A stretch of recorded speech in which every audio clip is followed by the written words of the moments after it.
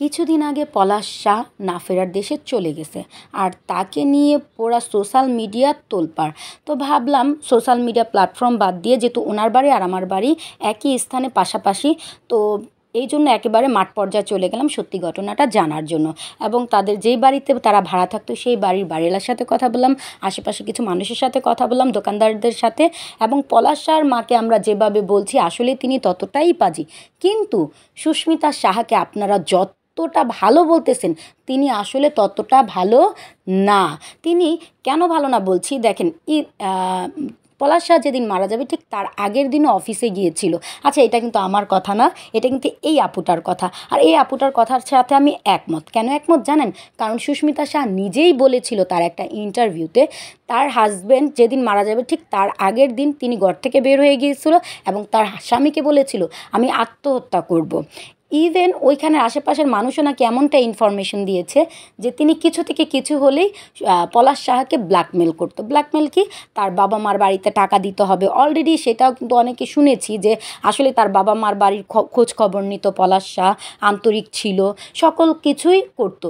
তার মানে কি দেখেন, সোশ্যাল মিডিয়াতে কিন্তু ইয়াং জেনারেশন আমরা যারা আছি ফেসবুক ইউজ করি, শাশুড়িরা করে না। কিন্তু শাশুড়ি যে ভালো তা বলছি না, কিন্তু সুস্মিতা শাহও কিন্তু ভালো না। তিনি কিছু থেকে কিছু হলেই ব্ল্যাকমেল করতো। এটা কেন করতো? এবং তিনি দিনে যেমন তেমন, তার হাজব্যান্ড যখন আসার সময় তো অন্যরকম, আবার রাত 2টা নাই 3টা নাই, মানে তাদের বাড়ির নিচে পর্যন্ত নাকি শব্দ চলে যেত। তাদের বাড়িতে এত চিল্লাচিল্লি হতো, এত আছড়াআছড়ি হতো। আর তার ঘর থেকে, এটা সুস্মিতা শাহর ঘর থেকে নাকি আসতো।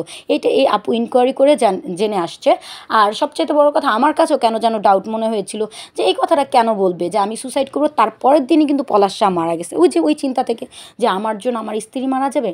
যা, আমি আমার মাকেও খুশি করতে পারতেছি না, আমি আমার স্ত্রীকেও ভালো রাখতে পারতেছি না, তো কী করা যায়? আমার জন্য আমার স্ত্রী মারা যাবে।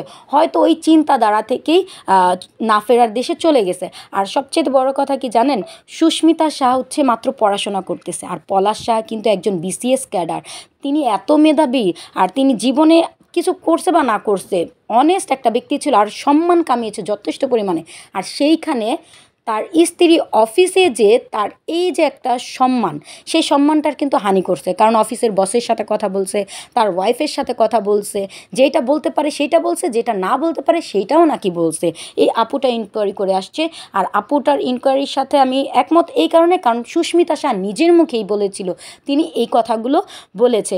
যাই হোক, না ফেরার দেশে চলে গেছে যেহেতু, এখন এইটা নিয়ে আমরা আর বাড়াবাড়ি না করি, এটা এখানেই বাদ দিই। তবে হ্যাঁ, পলাশ শাহ একজন, মানে আমার দৃষ্টিকোণ থেকে যেহেতু উনি একজন ঊর্ধ্বতন কর্মকর্তা ছিল, ওনার উচিত ছিল আরেকটু ধৈর্য নিয়ে একসাথে বসে সমস্যার সমাধান করা। আর ওনার ওই যে পাপে ভরা পাপিয়া নাকি একজন ভাবি আছে, ভাবিকে নিয়েও শুনতেছি অনেক কথা যে পলাশ শাহ মারা যেতে পারেনি, এখনই তাদের সম্পত্তি নিয়ে কত কিছু হচ্ছে, আল্লাহ ভালো জানে কি হচ্ছে।